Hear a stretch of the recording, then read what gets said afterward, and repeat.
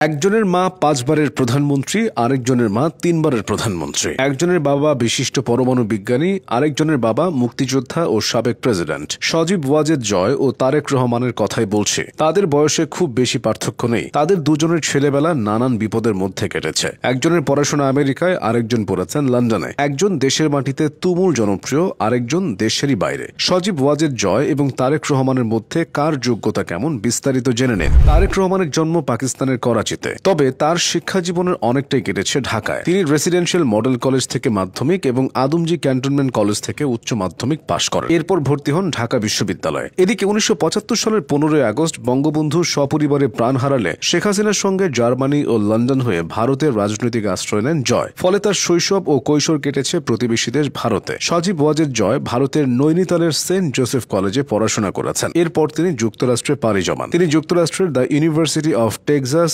Arlington থেকে computer বিজ্ঞানে স্নাতক সম্পন্ন করেন। পরবর্তীতে তিনি হার্ভার্ড বিশ্ববিদ্যালয় থেকে লোক প্রশাসন বিষয়ে মাস্টার্স ডিগ্রি নেন। পড়াশোনার ক্ষেত্রে জয় তারেক রহমানের চেয়ে এগিয়ে আছেন। বিশ্বের সেরা সব প্রতিষ্ঠানে জয়ের পা পড়েছে। তবে রাজনৈতিক ব্যাপারে তারেক রহমান আবার জয়ের চেয়ে অনেক এগিয়ে আছেন। তারেক রহমান 1988 সালে রাজনীতিতে নাম লেখান। প্রথমে তিনি বিএনপির গাবতলী উপজেলার প্রাথমিক সদস্য হন। এরপর বিএনপির বগুড়া জেলা কমিটিতে যোগ দেওয়ার মাধ্যমে চূড়ান্তভাবে এই অঙ্গনে তার পথ চলা শুরু হয়। 1991 সালে জাতীয় নির্বাচনের সময় তারেক রহমান সক্রিয়ভাবে বিএনপির পক্ষে সমর্থন জোগাড় করেছিলেন। তিনি বিএনপির জাতীয় প্রচারাভিযান কৌশল কমিটির সদস্য ছিলেন। পাশাপাশি তার মা খালেদা জিয়া যে 5টি আসনে প্রতিদ্বন্দ্বিতা করছিলেন সেখানে নির্বাচনী প্রচারণার সমন্বয়ের দায়িত্ব পালন করেছিলেন তিনি। এদিকে রাজনীতিতে জয়ের আগ্রহ ও চেষ্টা কোনোটাই দেখা যায়নি। 2010 সালের 25 ফেব্রুয়ারি জয়কে পিতৃভূমি রংপুর জেলা আওয়ামী লীগের প্রাথমিক সদস্য পদ দেওয়া হয়। এছাড়া 2023 সালের 11 ফেব্রুয়ারি গঠিত হয় রংপুর জেলা আওয়ামী লীগের 101 সদস্য বিশিষ্ট পূর্ণাঙ্গ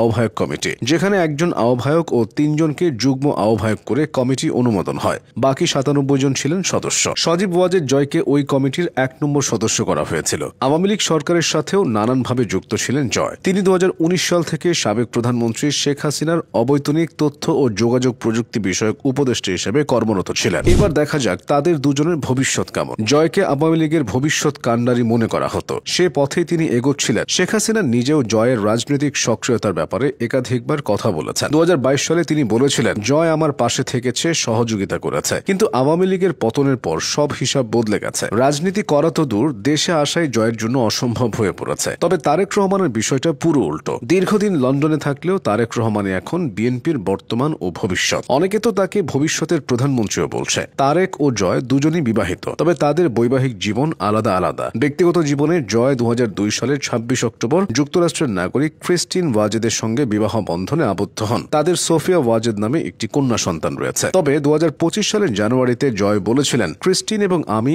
আর একসঙ্গে নেই, আমরা প্রায় 3 বছর আগে আলাদা হয়েছে। এদিকে ব্যক্তিগত জীবনে তারেক রহমানকে বেশ সুখী দেখা যায়। জোবাইদা রহমান তার স্ত্রী, জাইমা রহমান নামে তাদের এক কন্যা সন্তান আছে। বর্তমানে জোবাইদা রহমান ঢাকায় আছেন। তারেক রহমানের সঙ্গে তিনি 1.5 দশক লন্ডনে ছিলেন। সব মিলিয়ে বলতে হয়, তারেক রহমানের যদি পৌষ মাস চলে, জয়ের তাহলে সর্বনাশ চলছে।